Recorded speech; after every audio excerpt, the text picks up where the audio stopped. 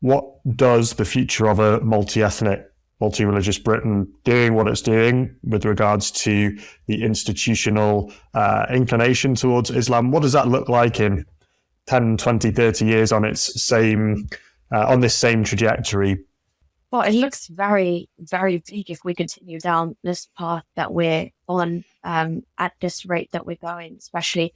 And honestly, John, when I started my kind of activism, being an outspoken ex-Muslim, it was just because I kind of had read the sources and kind of had this revelation as to what Islam truly wants and what it actually kind of stands for. But I just thought, let me just kind of make some YouTube videos and let me kind of speak about it so other women don't fall into this trap of, essentially being just submissive baby making machines for this political agenda, if you will.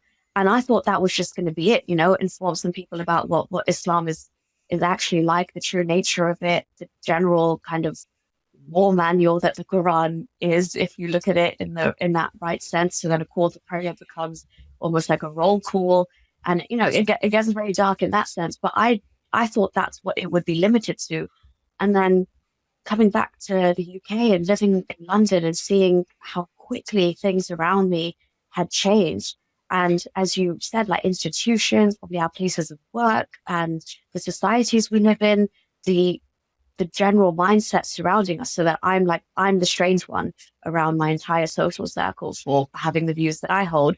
It just seems like such an uphill battle because of how deeply entrenched we are into this mindset that, everything should be in the spirit of tolerance.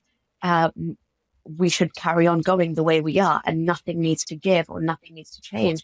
But I've been listening to commentators on this, and I'm not generally the one to kind of fearmonger, and I tend to be a bit more of an optimist in general, but I'm also very much a realist. And when I hear people who are a lot more well-versed on these topics than myself say that Britain is heading towards civil war, and things to that effect, it really kind of sends a shiver down my spine, because it's not indifferent from what I see around me.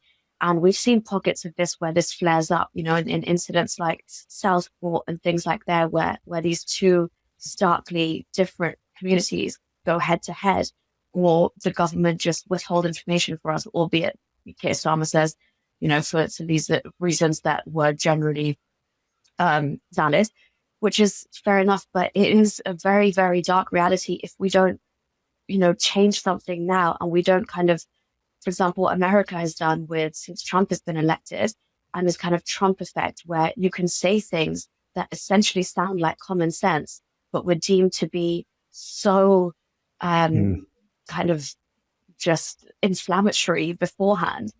And we see the rise of the right across Europe. It just goes to show that people are craving this kind of common sense, saying like, yes, if somebody has come to this country and they have sexually abused little girls and they're not from this country, why on earth should we pay to keep them here? It makes no sense. Saying that would make you, be a social pariah in certain contexts, even though that sounds like a very normal thing to say. So this concept of, accepting tolerance, even if they're intolerant to us, or we have to tread on eggshells because, hey, Islam is just another religion and we don't go around criticizing people's beliefs for whatever reason that might be, historically or whatever, or we've just gone so soft as a peoples that we're just going to let this unfold the way it's happening. The future looks very dark indeed for the United Kingdom, and I'm not surprised why people are fleeing in their droves or people are having to move. And I just think it's such a sad reality that in the country you call home, if you're having to continuously move or continuously question why you're here or how long you can stay here or the safety of your grandchildren and how they're going to grow up, it's a very kind of, it brings a huge sense of despair. Even people like, I think I was listening to Liz Truss talking on the matter, and she said, it would take us about 40 to 50 years to undo legally all the damage that's been done and kind of enshrined into law. That is propagating all of these situations that we see play out, whether it's like mass immigration or, people being able to stay in this country due to their right to a family life or what have you. But yeah, it's just, I think it's high time now to act. And I really didn't think conversations on Islam would be as relevant, or let's just say for the sake of people saying not all Muslims, Islamism, or the growing rise of Islamism in the UK would be such a dire threat at the moment.